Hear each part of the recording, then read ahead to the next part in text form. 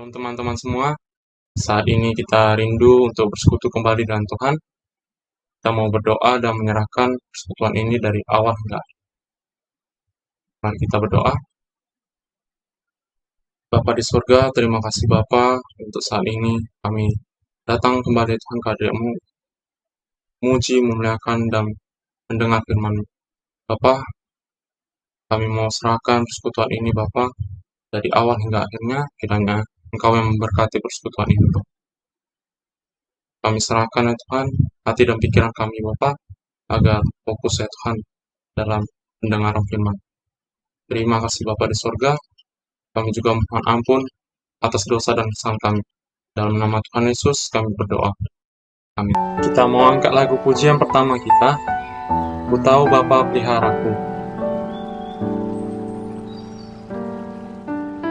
Ku tahu Bapa peliharaku, Dia baik, ku yakin Dia selalu serta, Dia baik bagiku. Ku tahu Bapa peliharaku, Dia baik, ku yakin Dia selalu sertaku, Dia baik bagiku. Lewat badai cobaan, semuanya mendatangkan kebaikan. Ku tahu Bapa pelihara, Dia baik bagi. Kita tahu Bapa selalu memelihara kehidupan kita. Dia akan memberikan yang terbaik buat kita, dan kita percaya setiap cobaan yang datang itu mendatangkan kebaikan buat kita. Kita ulangi lagu ini sekali lagi.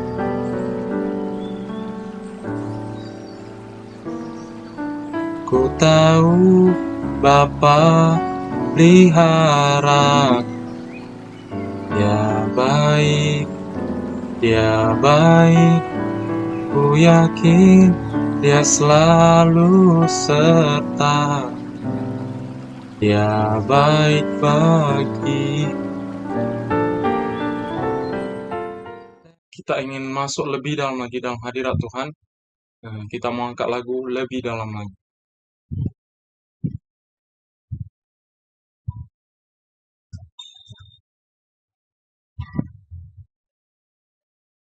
Satu hal yang ku rindukan, ya Tuhan, selalu berada di dekat-Mu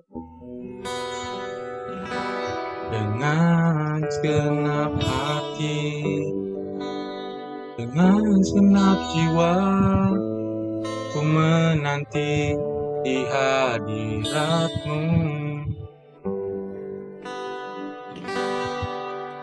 Satu hal yang ku rindukan, ya Tuhan, selalu berada di dekat-Mu dengan segenap hati, dengan segenap jiwa, menanti di hadirat-Mu. Lebih dalam lagi ku rindu Kau Tuhan, lebih dari segala yang ada. Lebih dalam lagi ku cinta Kau Yesus, ku mengasihi. Lebih dalam lagi, lebih dalam lagi ku rindu Kau Tuhan, lebih dari segala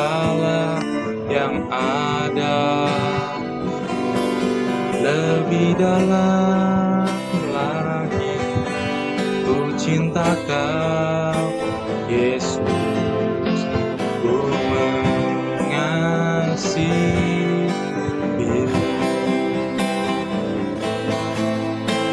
ku mengasihi. Selanjutnya kita akan mendengarkan firman Tuhan. Shalom, kaum muda GMIJP Karmel yang terkasih di dalam Tuhan Yesus Kristus. Sebelum mendengarkan perenungan firman Tuhan pada malam hari ini, mari kita bersatu dalam doa.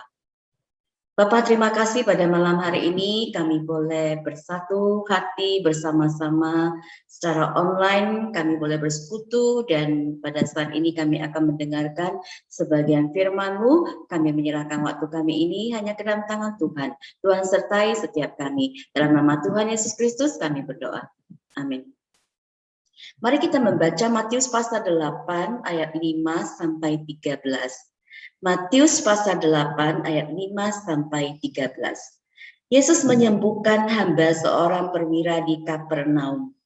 Ketika Yesus masuk ke Kapernaum, datanglah seorang perwira mendapatkan dia dan memohon kepadanya, "Tuan, hambaku terbaring di rumah karena sakit lumpuh dan ia sangat menderita." Yesus berkata kepadanya, "Aku akan datang menyembuhkannya." Tetapi jawab perwira itu kepadanya, "Tuan, aku tidak layak menerima Tuan di dalam rumahku. Katakan saja sepatah kata, maka hambaku itu akan sembuh. Sebab aku sendiri seorang bawahan, dan di bawahku ada pula prajurit. Jika aku berkata kepada salah seorang prajurit itu pergi, maka ia pergi. Dan kepada seorang lagi datang, maka ia datang. Ataupun kepada hambaku, kerjakanlah ini, maka ia mengerjakannya." Setelah Yesus mendengar hal itu, heranlah ia dan berkata kepada mereka yang mengikutinya, "Aku berkata kepadamu, sesungguhnya iman sebesar ini tidak pernah aku jumpai pada seorang pun di antara orang Israel. Aku berkata kepadamu, banyak orang akan datang dari timur dan barat dan duduk makan bersama-sama dengan Abraham, Ishak, dan Yakub di dalam kerajaan surga. Sedangkan anak-anak kerajaan itu akan dicampakkan ke dalam kegelapan yang paling gelap.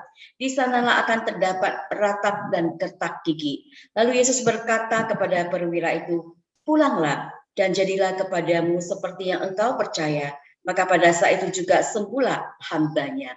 Demikianlah pembacaan firman Tuhan kita. Saudara, sewaktu saya masih tinggal di Jakarta, ada satu kesan yang tidak pernah saya lupakan, yaitu pernah sekali selesai mengikuti kebaktian di gereja, terus diajak teman-teman jalan-jalan ke mall gitu ya.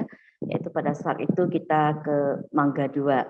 Bagi ibu-ibu pasti ataupun yang bagi kaum wanita ya pasti sangat menyukai, di mana banyak sekali segala macam barang yang bisa kita beli di sana. Nah, saudara, saat sedang berada di eskalator, tiba-tiba di belakang saya ada seorang anak yang dengan suaranya yang nyaring bernyanyi lagu "Ku Mau Cinta Yesus". Dia dengan suara yang nyaring katakan, "Ya Aba, Bapa, ini aku anakmu, layakkanlah seluruh hidupku. Ya Allah, Bapa, ini aku anakmu, pakailah sesuai dengan rencanamu." Saudara, mungkin anak ini barusan saja dari sekolah minggu dan diajari oleh gurunya ya atau guru sekolah minggunya. Nah, saudara, hal ini membuat saya sangat terkesan. Anak kecil ini bisa menyatakan imannya sebagai anak Allah. Walau dalam hati saya berpikir, apakah anak ini tahu tidak apa rencana Tuhan dalam kehidupannya.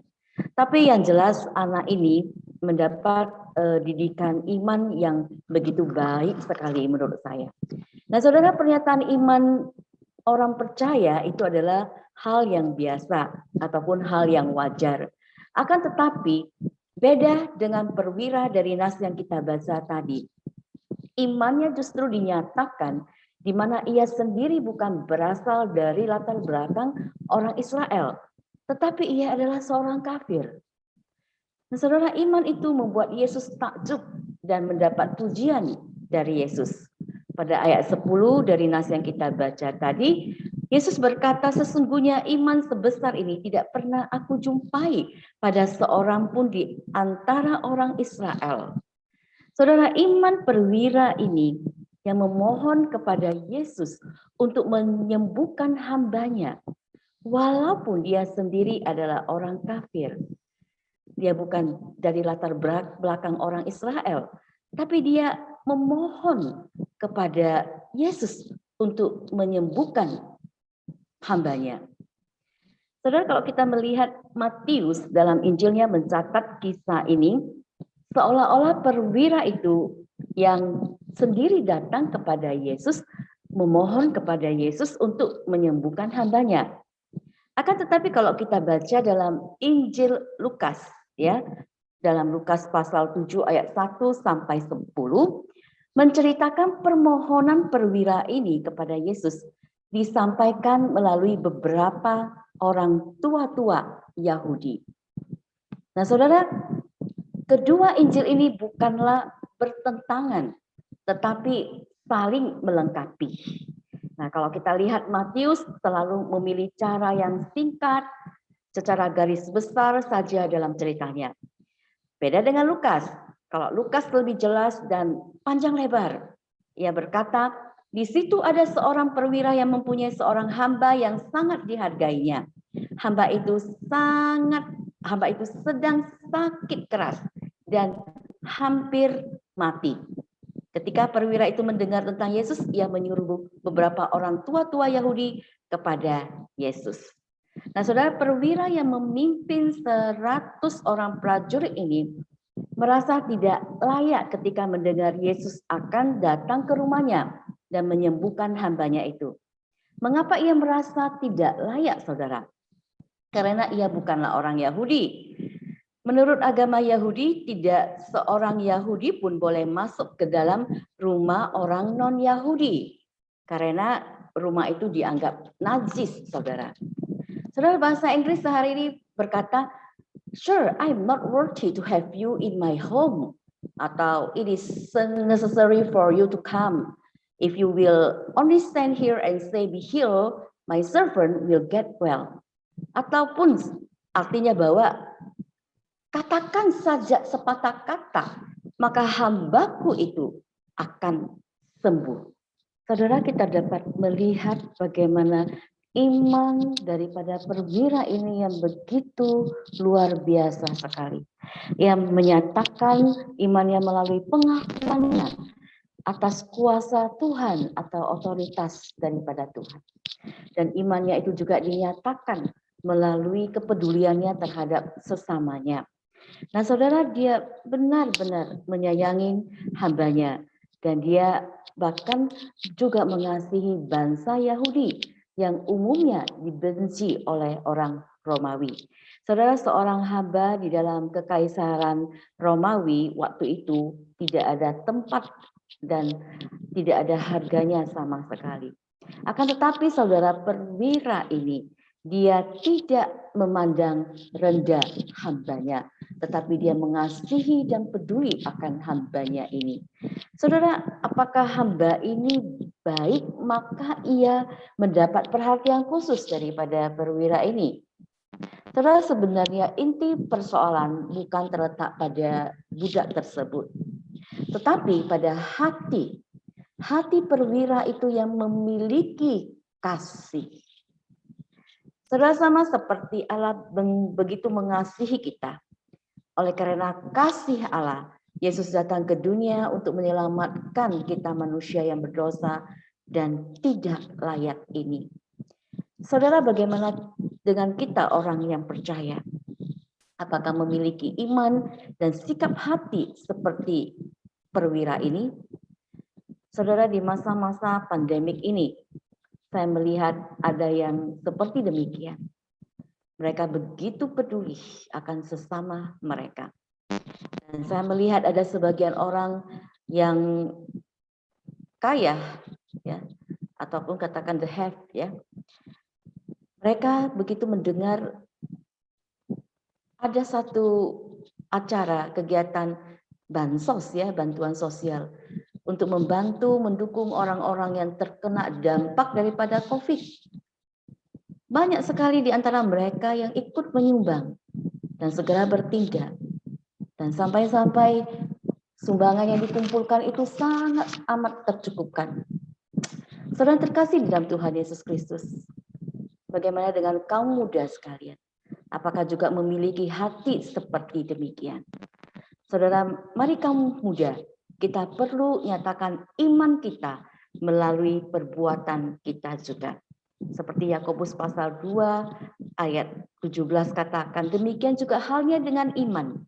Jikalau iman itu tidak disertai perbuatan, maka iman itu pada hakikatnya adalah mati. Saudara, iman kita perlu dinyatakan dengan mengasihi sesama dan bukan menyimpan dendam terhadap orang lain. Saudara, banyak kaum muda yang beriman, akan tetapi ada sebagian yang tidak terlihat dalam perbuatan mereka. Dan bahkan ada yang masih sangat membenci orang tua mereka ataupun tidak peduli akan orang tua mereka. Saudara, padahal dalam Matius pasal 6 ayat 14 sampai 15, Yesus mengingatkan kita, jikalau kamu mengampuni kesalahan orang, Bapamu yang di surga akan mengampuni kamu juga. Tetapi jikalau kamu tidak mengampuni orang, Bapamu juga tidak akan mengampuni kesalahanmu. Saudara, biarlah kaum muda dapat belajar daripada iman perwira ini dan juga dapat mewujudkan kepedulian kita terhadap sesama. Bagaimanapun keadaan saudara pada saat ini, nyatakanlah iman saudara melalui perbuatan saudara. Kiranya Tuhan menolong kita. Amin. Kita baru saja mendengarkan firman Tuhan. Kiranya firman yang kita dengarkan dapat kita aplikasikan dalam kehidupan kita. Kita mau tutup persekutuan kali ini dengan doa Bapa kami dan dilanjutkan dengan Bapa terima kasih. Kita berdoa. Bapa kami yang di surga, dikuduskanlah namamu. Datanglah kerajaan-Mu, jadilah kehendak-Mu di bumi seperti di surga. Berikanlah kami pada hari ini makanan kami yang secukupnya. Dan ampunilah kami akan kesalahan kami, seperti kami juga mengampuni orang yang bersalah pada kami. Dan janganlah membawa kami ke dalam pencobaan, tetapi lepaskanlah kami daripada yang jahat. Karena Engkaulah yang punya kerajaan dan kuasa dan kemuliaan sampai selama-lamanya. Amin. Bapa terima kasih. Bapa terima kasih. Bapa terima kasih. Bapa di dalam surga, ku berterima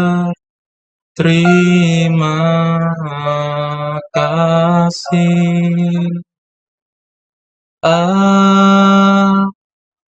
Amin. Amin. Sampai jumpa minggu depan. Tuhan Yesus memberkati.